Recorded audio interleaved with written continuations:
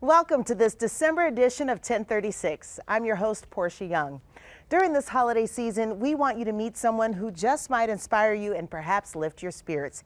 His name is Julian, a husband, father, grandfather, great-grandfather, industrial engineer, and even a poet. He's also a World War II Navy veteran, ship's cook first class, who still does a lot of his own cooking and baking.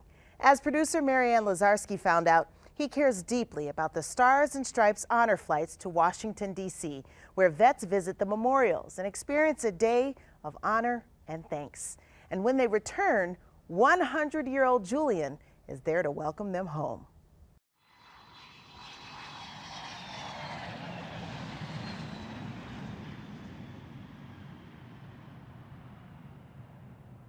Look who it is! Hi, honey! Hi, dear! I got you a chair. Oh, I forgot to bring the cookies. Aw, I man. knew I forgot something.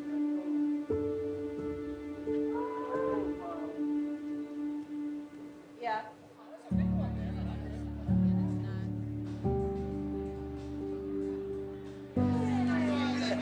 How you doing? Good to see you. How you doing? Good, good, good. Hi.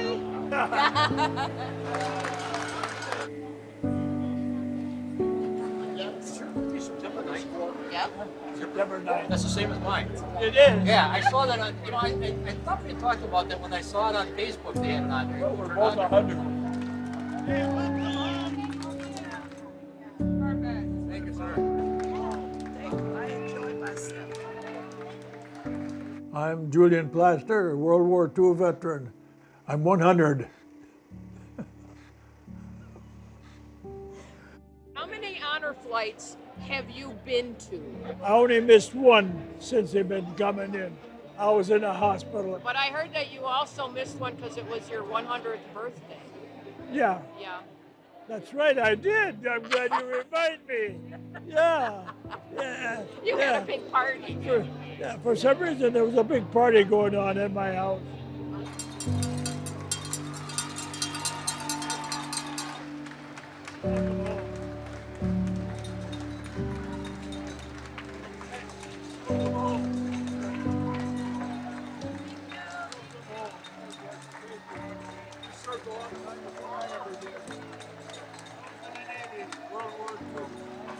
Still around, some of us.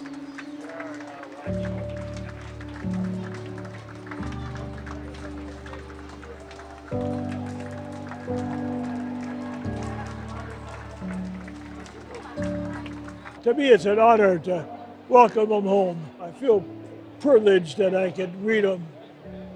I feel honored that these guys are out there doing their job. I did a job, and now they're doing a job.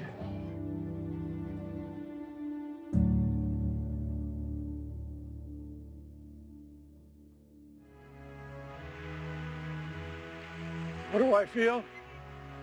I feel very small. It's huge. It's beautiful. It was built to last a long time.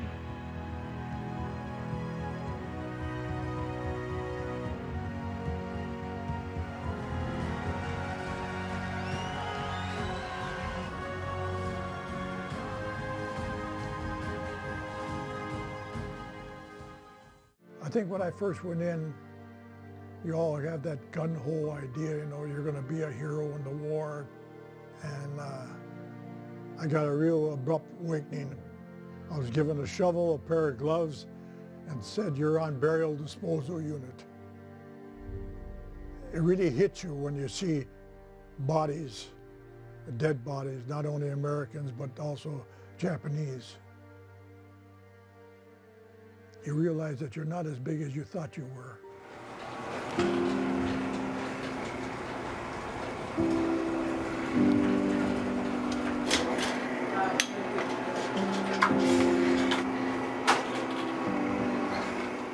What's your secret to living to 100? I think when you have faith in God, you have positive thoughts. You're thinking love for fellow man, extending a hand to everybody that needs help.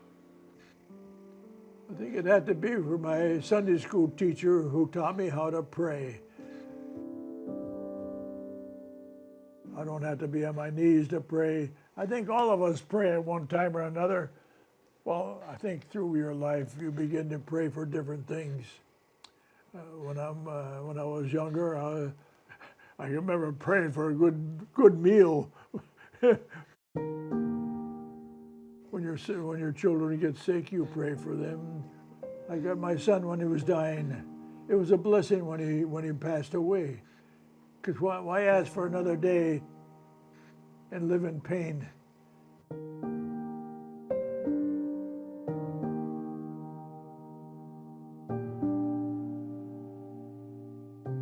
When your wife gets sick, you pray.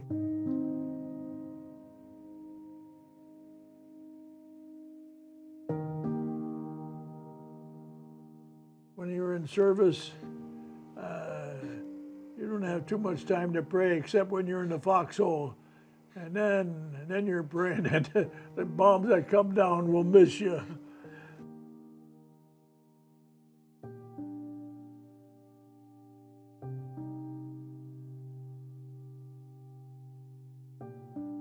I don't want to live with a machine. I'm ready to die. I'm like my son, he accepted death.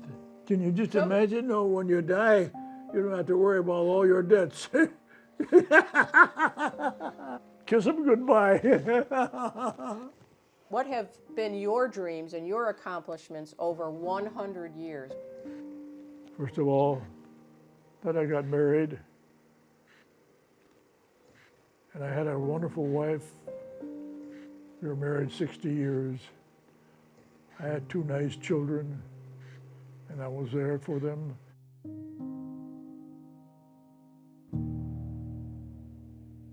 When did you start writing? My wife and I got married. I'd get cards, I would write something nice in there. And then, you may not believe this, maybe people won't believe it, but there are times when I would think about writing something for my wife, and then I'd go to bed at night, and about 2 o'clock in the morning I'd wake up, and the words would come to me. To me, I feel very strong that it was the Holy Spirit that was helping me with those words.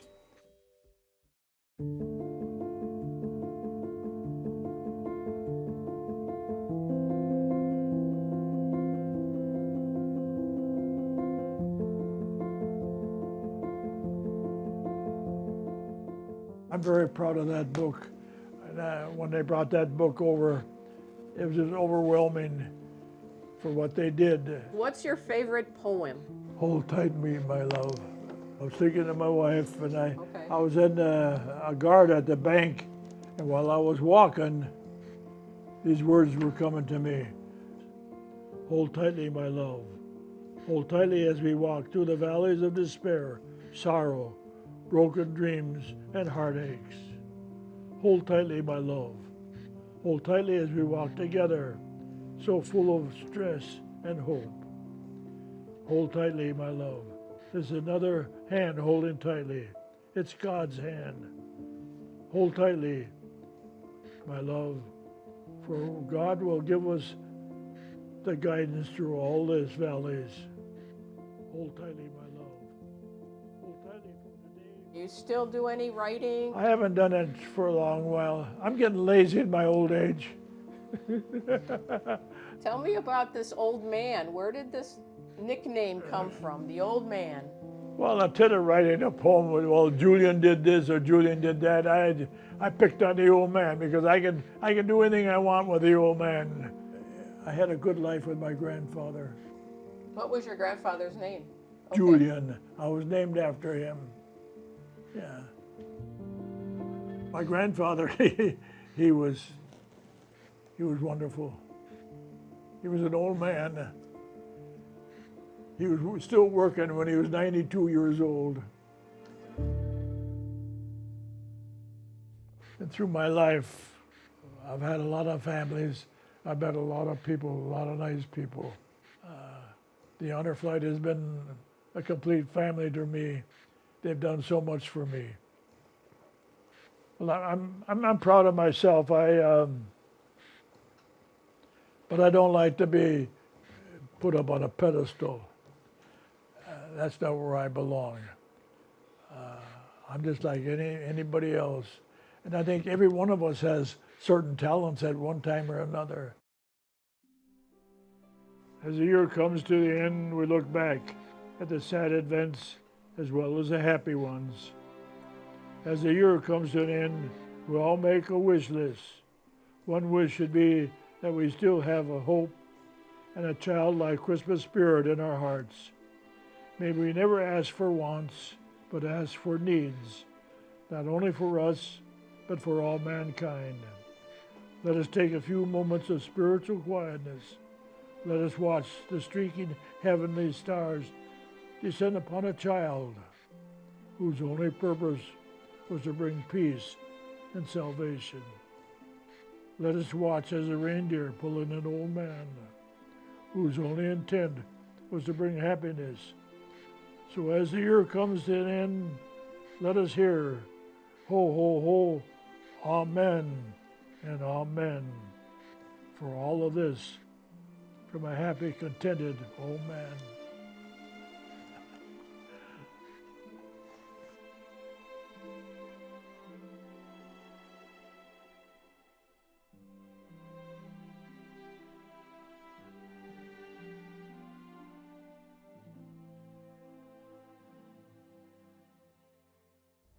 Merry Christmas to you, Julian. By the way, Julian says he still enjoys cooking, especially beef stew and making his famous oatmeal chocolate chip cookies he often shares with his honor flight family. Thank you for your service and for your inspiration. Unfortunately, not everyone has food to enjoy on a regular basis. It is this time of year when we hear more about our food insecurity crisis, but it's a year-round problem. The U.S. Department of Agriculture defines food insecurity as limited or uncertain availability of nutritionally adequate foods or uncertain ability to acquire these foods in socially acceptable ways. Poverty and unemployment are frequently predictors of food insecurity in the United States. Milwaukee's Hunger Task Force reports that over 150,000 Milwaukee residents are living in poverty. Nearly 50,000 Milwaukee County residents under 18 are living in poverty. Nearly 30,000 people visit local food pantries in Milwaukee County every month. We want to talk more about hunger in our community with the head of Hunger Task Force, Sherry Tussler. Welcome, Sherry. Thank you so much for being here on 1036. I just want to start with this question. You've been part of Hunger Task Force since 1997. You've seen a lot, you've experienced a lot. What has changed with the face of hunger, or what has stayed the same? I would say what stayed the same is that it's still a chronic problem in our community, and that's a problem for me. That's wrong. More people, I think, are aware, and maybe more aware of the causes of hunger, specifically poverty, lack of access to food. What was it like in 1997? It was a struggle. We were low on food. We had just reformed welfare in the state of Wisconsin, and a lot of people had lost their food share, so there was a huge demand for emergency food from food pantries across the city. And when you started at Hunger Task Force, what drew you to the organization? Because it had been founded in the late 70s, correct? Right, 1974, so we're coming up on our 50th anniversary right now. What drew me to Hunger Task Force is that they were working on ending hunger and not just feeding hungry people. And lots of food banks across the nation will just supply food. Hunger Task Force wants to end hunger, and I believe that that's possible with well-run federal nutrition programs. All right, we talk about COVID and how it's still impacting our lives. It's certainly impacted those who are hungry. Can you talk about ways that COVID changed hunger or impacted hunger in the state of Wisconsin? What was interesting was it actually initially increased hunger dramatically because people lost their jobs and they didn't know what to do.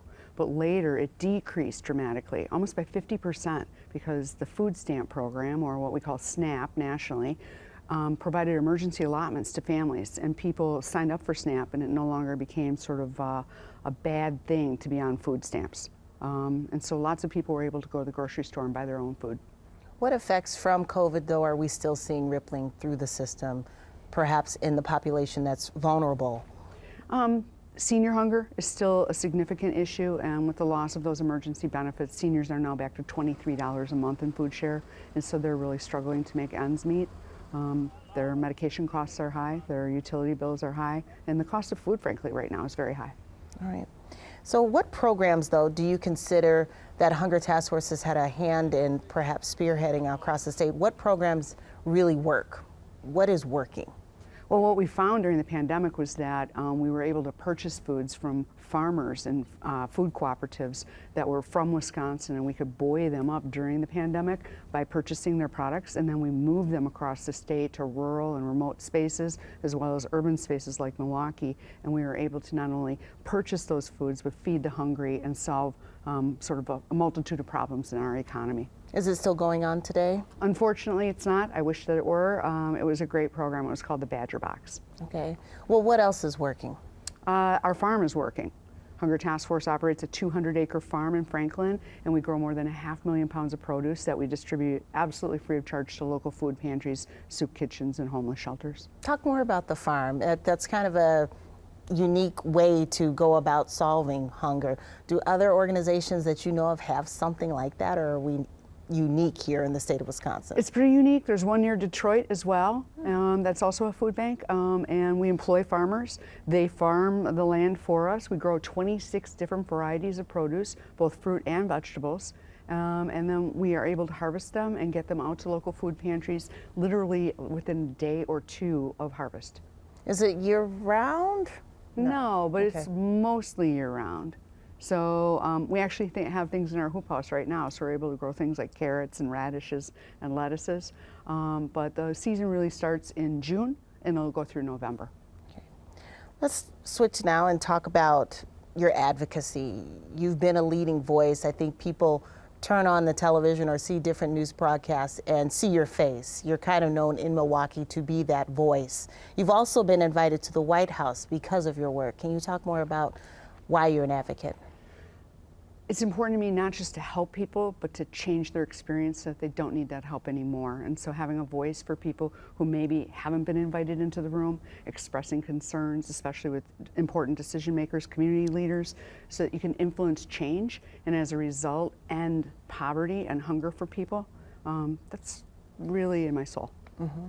So your White House visit, what was that about, and what was the outcome? It was pretty cool. I got invited to go to the White House. They had the first ever conference on homelessness and hunger since the 1960s.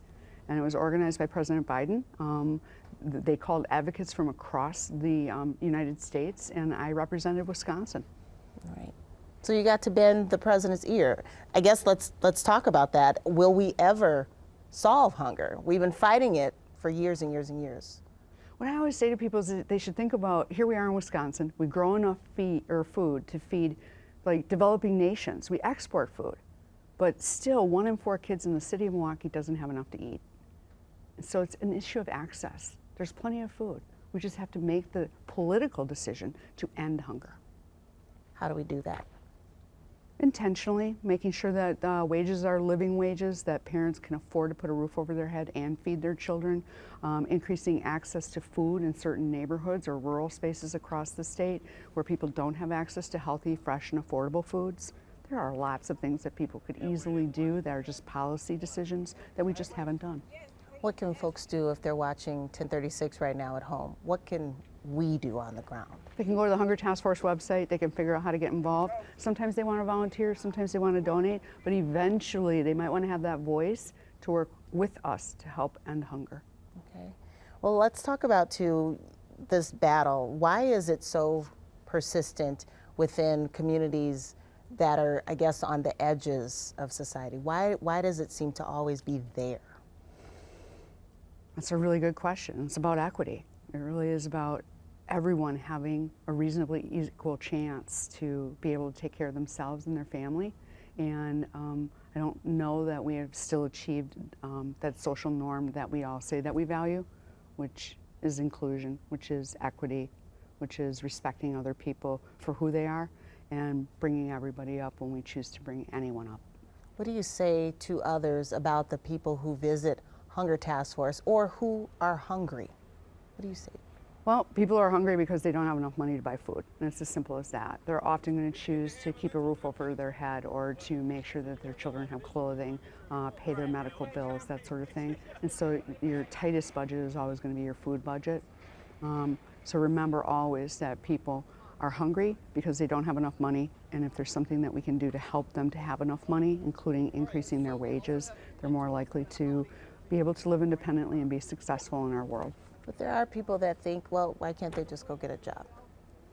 I think there are a lot of people with jobs. About 3/4 of the people on food share are employed. The question is, why is it that their job doesn't pay them a wage that would lift them out of poverty? 1 in 4 kids is living in poverty. We've got 13% of the total population is living in poverty. People are struggling. And we should always remember that within a half mile of our house, there's somebody who's not making ends meet, who may not have food on their table, who may be worried about homelessness, who doesn't have their basic needs met, and we should be concerned for them. Sherry Tussler, Executive Director of Hunger Task Force, thank you very much for your time here on 1036. Thank you. And again, if you would like to learn more about Hunger Task Force, you can visit our website, milwaukeepbs.org. That'll wrap up this edition of 1036. All of us here at Milwaukee PBS wish you and your families a very happy and healthy holiday season. We leave you with the Marquette University acapella group, the Golden Blues, singing a holiday classic inside the historic Joan of Arc Chapel.